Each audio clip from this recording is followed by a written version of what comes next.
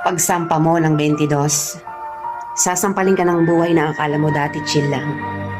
Malalaman mo na yung mga salitang hindi pinupulot ang pera, na dati ay naririnig mo lang sa mga magulang mo.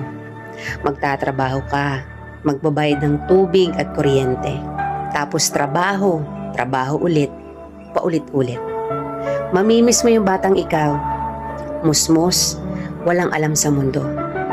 May mga gabing bibilangin mo ang oras ng tulog mo kasi akala mo makakatulong ito.